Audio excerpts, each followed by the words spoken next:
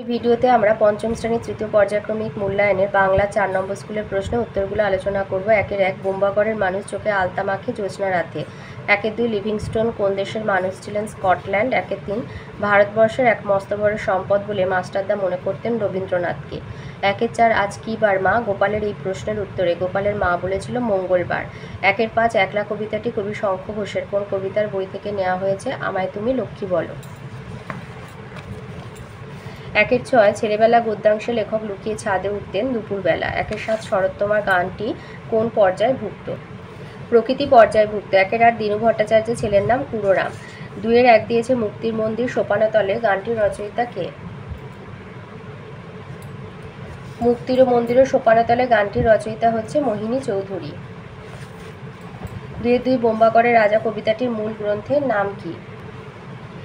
পাঠ্য বোম্বাগড়ের রাজা কবিতাটি আবুল তাবুল কবিতার বই থেকে নেওয়া হয়েছে, তাহলে মূল গ্রন্থ হচ্ছে আবুল তাবুল। 2 একলা কবিতায় কবি কোন বিষয়কে মস্ত আশীর্বাদ বলেছেন? কোন বিষয়কে মস্ত আশীর্বাদ বলেছেন? একলা কবিতায় শঙ্খঘোষ তার মাথার ওপর গাছের পাতা ঝরে পড়াকে মস্ত আশীর্বাদ বলেছেন। 2-4 দিয়েছে গোপালকে কে ভোরবেলা তালদিঘির ধারে দেখেছিল?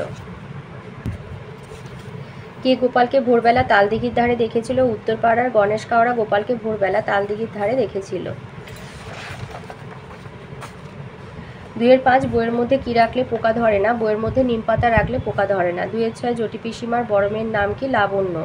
2-7 রেস্তোরাঁর গায়ে নোটিশ ঝুলছে, নোটিশে কি লেখা ছিল?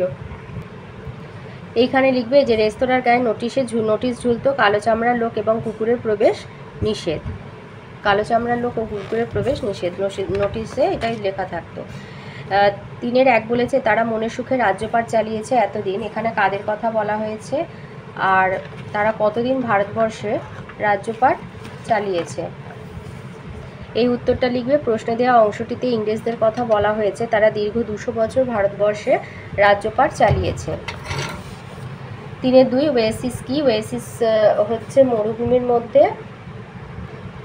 লিখবে মরুভূমির মধ্যে যেখানে জলাশয় ও গাছপালা দেখা যায় তাকে ওয়েসিস বা মরুদ্যান বলে। মরুভূমির মধ্যে যেখানে জলাশয় ও গাছপালা দেখা যায় তাকে ওয়েসিস বা মরুদ্যান বলে। আর শরৎতমার কবিতাটিতে কোন ফুলের উল্লেখ আছে? শিউলি। 3 ঘরবার সব এক হয়ে যায়, চুপ থাকাটাও বাজনা বাজায়। এখানে চুপ থাকাটা কিভাবে কবির মনে বাজনা বাজায়? চুপ থাকাটাও কিভাবে কবির মনে বাজনা বাজায়? একাকিত্ব কবিকে দুঃখ দিলেও তিনি প্রকৃতির সঙ্গলাভ করেন। প্রকৃতির সবুজ গাছপালা, গাছের ছায়া ঢাকা পথ, কাঠবেড়ালি কবিকে সঙ্গ দেয়। ঝরে পড়া গাছের পাতা কবির কাছে আশীর্বাদ স্বরূপ হয়ে ওঠে, তখন কবি চুপ থেকেও অন্তরের নীরবতায় মুখরিত হয়ে ওঠেন। ঘর ও বাইরে যেন এক হয়ে কবির মনে একটা মিষ্টি বাজনা বাজাতে থাকে। 3-4 জটি পিসিমার বাড়িতে কী বারে ক্যানে তালের প্রয়োজন হয়েছিল? এই উত্তরটা লিখবে। জটি পিসিমার বাড়িতে মঙ্গলবারে তাল নবমীর ব্রত উপলক্ষে তালের প্রয়োজন হয়েছিল। 3-5 আমার জীবনের বাইরের খোলা ছাদ প্রধান ছুটির দেশ। খোলা ছাদকে লেখক কেন প্রধান ছুটির দেশ বলেছেন? এই উত্তরটা লিখবে। রবীন্দ্রনাথ ঠাকুর ছেলেবেলায় চাকরদের অধীনে থাকতেন। ঠাকুরবাড়ির ত্রিসীমানার বাইরে যাওয়া তো দূরের কথা, চাকরদের মহলের বাইরে যাওয়া তাদের নিষিদ্ধ ছিল, তাই বাড়ির বাইরের প্রকৃতিকে তিনি একমাত্র বাড়ির ছাদে গেলেই দেখতে পেতেন।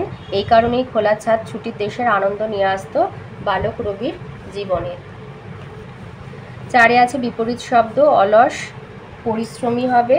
তারপরে 4-2 আছে ভোঁতা ধারালো হবে, অলস পরিশ্রমী ভোঁতা ধারালো। 5 আছে সন্ধি বিচ্ছেদ করো, পরিচ্ছন্ন পরিযুক্ত ছন্ন, উল্লাস উদ্যুক্ত লাস। 6 আছে লিঙ্গ পরিবর্তন করতে বলেছে, রূপবান রূপবতী তনয় তনয়া। 7 আছে পদ পরিবর্তন করো, সমাদর সমাদৃত প্রতিবাদ প্রতিবাদী। 8 দাগে আসি। 8-1 তাকে সবাই মাস্টার মশাই বলে ডাকে, মাস্টারদার প্রকৃত নাম কি? সূর্যকুমার সেন। দিয়েছে তিনি কেমন প্রকৃতির মানুষ ছিলেন? মাস্টারদা কেমন প্রকৃতির মানুষ ছিলেন বা কেমন, এটা যেভাবে আছে এইভাবে লিখবে। সাদাসিধে জীবনযাপন।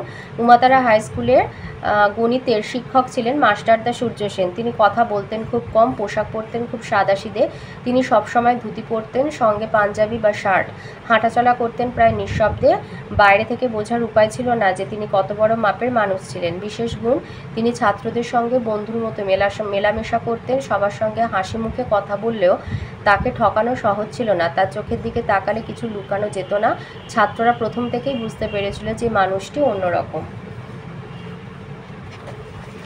ওর সাথে আছে পাঠ কোশ্চেনে যে তিনি কাদের আদর্শে অনুপ্রাণিত হয়েছিলেন। তিনি রামকৃষ্ণ স্বামী বিবেকানন্দের আদর্শে অনুপ্রাণিত হয়েছিল। 8-2 বলেছে বই হলো আমাদের কাছে জ্ঞানের সব থেকে বড় জানলা। কেন কথা বলা হয়েছে? এটা আছে তোমাদের বইয়ের 134 পাতায়। বই পড়ার নিয়মকানুন বলে কায়দা কানুন, বই পড়ার কায়দা কানুন বলে যে অধ্যায়টা আছে, এই অধ্যায় এখান থেকে লিখবে এই যে বিশাল দুনিয়ার দেশ বিদেশ বা কেন জানতে ইচ্ছে করে অনেক কিছুই। পুরনো দিনের রাজরাজার কাহিনী, অভিযানের রোমাঞ্চ, মহাকাশে কী আছে, বৈজ্ঞানিক আবিষ্কারের গল্প, সমুদ্রের গভীরে কী খেয়ে বাঁচে তিমি বা অক্টোপাস, কোন ভাষায় কথা বলে তাহিতি দ্বীপের মানুষ, আরও কত কী। তো এইসব জানার উপায় হলো বই। বই মানে বই পড়া। সভ্যতার কোন আদি যুগে মানুষ ভেবেছিল এমন একটা জ্ঞান ভাণ্ডারের কথা? বলা চলে মানুষের সেরা আবিষ্কার। যুগ যুগান্ত কেটে যায়, বইয়ের মধ্যে ধরা থাকে সেই সব যুগের মানুষের ভাবনা, তারা অমর। বই তাই বই পড়ো, এমন সুযোগ হেলায় যাতে না হারিয়ে যায়। যত পারো তত বই পড়তে হবে, জেনে নাও এবং জেনে নিতে হবে অজানাকে। অজানাকে জানার সব থেকে বড় জানালা তাই বই। 8-3 গোপালের চোখে জল এসে পড়ল। বোধহয় সংসারের অবিচার দেখেই। কেন গোপালের চোখে জল এসেছিল, আর সংসারের অবিচারটাই বা কী? এই উত্তরটা লিখবে যে তাল নবমীর কয়েকদিন আগে গোপাল জটি পিসিমাকে বিনা পয়সায় 2টো তাল দিয়ে এসেছিল, অথচ সেই জটি পিসিমাই তার বাড়ির তাল নবমীর উৎসবে তাদের নিমন্ত্রণ করলেন না। ধনী জটি পিসিমা গ্রামের অন্য শিশুদের নিমন্ত্রণ করলেও গোপালের উপকার ভুলে তাকে নিমন্ত্রণ করেননি। গরিব গোপালদের প্রতি ধনী মানুষ জটি পিসিমার এই অবিচারের কথাই এখানে বলা হয়েছে। এটা অবিচারের কথা বলা হয়েছে। আর কেন গোপালের চোখে জল এসে গেছিল লিখবে যে